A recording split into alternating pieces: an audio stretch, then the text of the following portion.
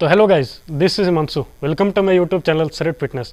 तो जैसा कि अभी आप लोग देख रहे हैं, कोरोना की महामारी कितनी बढ़ रही है और इससे हमें बचाव बहुत जरूरी है। कोरोना से बचने के लिए हमारा बॉडी सिर्फ एक चीज़ पर डिपेंड कर रहा है और वो है हमारा इम्यूनिटी। अगर आपका बॉडी का इम्यूनिटी अच्छा है तो आप इस वायरस से रिकवर कर जाओगे। और दूसरा बात यह है कि कोरोना हमारा लंग सिस्टम को भी अफेक्ट कर रहा है, जिससे कोरोना के पेशेंट्स को सांस लेने में दिक्कत हो रही है। तो मैं आज आपको 5 ऐसे योगासन और 2 प्राणायाम बताने जा रहा हूँ, जिससे आपका इम्यूनिटी तो स्ट्रॉन्ग बनेगा ही, साथ ही साथ आपका लंग कैपेसिटी भी बढ़ेगा, जिससे आपको किसी तरह का इन्फेक्शन का चांस नहीं रहेगा। तो हमारा जो पहला आसन है वो है भुजंग आसन। भुजंग आसन में आप सीधा लेट जाएं और अपने दोनों पैरों के टो को अंदर की तरफ कर लें और आप अपने दोनों हाथों को अपने चेस्ट के पास रखें। उसके बाद आप धीरे धीरे सांस भरते हुए अपने अपर बॉडी को लिफ्ट करें और होल्ड करके रहें। इससे हमारा हार्ट और लंग्स स्ट्रॉन्ग बनेगा, हमारा डाइजेस्टिव सिस्टम ठीक रहेगा और साथ ही साथ इससे हमारा लोअर बैक में फ्लेक्सिबिलिटी आएगा। फिर आप सांस छोड़ते हुए धीरे धीरे नीचे आ जाएं। अब हम कर रहे हैं अधोमुख सवनासना। तो सबसे पहले आप अपने हाथों को नीचे रखकर अपने हिप को ऊपर तरफ उठाएं और अपने पैरों को पीछे करके अपनी एड़ी को जमीन में सटाएं और अपने सिर को अंदर तरफ घुसा लें।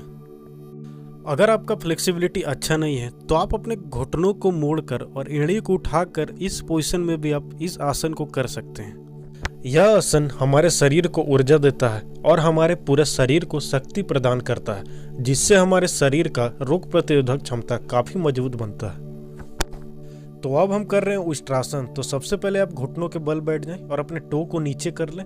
फिर आप अपने दाएं हाथ से फिर अपने बाएं हाथ से अपनी एड़ी को पकड़ें और आप अपने फ्लेक्सिबिलिटी के अनुसार अपने स्पाइन को पीछे की तरफ झुकाएं और जितना आप पीछे झुक पा रहे हैं उतना ही झुकें। इस आसन को करने से हमारे फेफड़े की क्षमता बहुत ज्यादा बढ़ जाती है, जिससे लंग कैपेसिटी बढ़ता है। तो अब हम कर रहे हैं सेतुबंद आसन। सबसे पहले आप अपने पीठ के बल लेट जाएं और अपने घुटनों को मोड़ लें और अपने हाथों को पैरों के पीछे रख दें। सांस भरते हुए अपने हिप को ऊपर उठाएं। अगर आपका फ्लेक्सिबिलिटी उतना अच्छा नहीं है तो आप अपने हाथों को अपने कमर पर रख के सपोर्ट लेके भी इसे कर सकते हैं।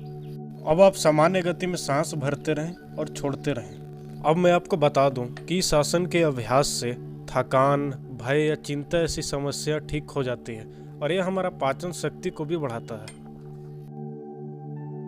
तो हमारी जो आखिरी आसन है वो है सर्वांगासन। सबसे पहले आप पीठ के बल लेट जाएं, फिर अपने दोनों पैरों को उठाएं, फिर अपने हाथ अपने कमर के पास रखें और धीरे धीरे अपने दोनों पैरों को ऊपर उठाएं।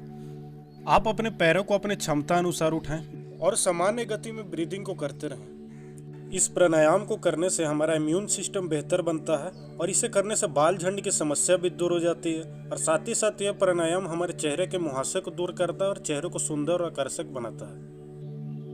अब आप अपने पैरों को धीरे धीरे नीचे लेकर आएं, फिर आप अपने पैरों को जमीन पर सीधा रख दें। कुछ देर आप इसी अवस्था में रहें, फिर आप धीरे धीरे नॉर्मल होकर उठ जाएं। अब मैं आपको 2 ऐसे प्राणायाम बताने जा रहा हूँ, जिसका अभ्यास अगर आपने निरंतर रूप से कर लिया तो आपको कोई बीमारी नहीं होगा और किसी तरह का वायरस और बैक्टीरिया के इन्फेक्शन का चांस आपको नहीं रहेगा। तो हमारी जो पहली प्राणायाम है वो है कपालभाति। कपालभाति के बारे में तो आप जान ही रहे होंगे, ये कितना इफेक्टिव है आपके सारे बीमारी को ठीक करने के लिए। आप कोई स्टांस में बैठ जाएं, सुखासन में जैसे मैं बैठ रहा हूँ। उसके बाद अपने हाथ को सीधा रखें वायु मुद्रा में, अपनी स्पाइन को सीधे रखें, अपने चेस्ट को अप कर लें और जैसे सांस छोड़ना है पेट को पीछे ढकेलना है, जैसे मैं अभी कर रहा हूँ। देखिए, अपने पेट को पीछे ढकेल रहा हूँ और सांस को बाहर छोड़ रहा हूँ। देखिए, सांसों पर ध्यान केंद्रित करते हुए सांस को बाहर फेंकते रहें।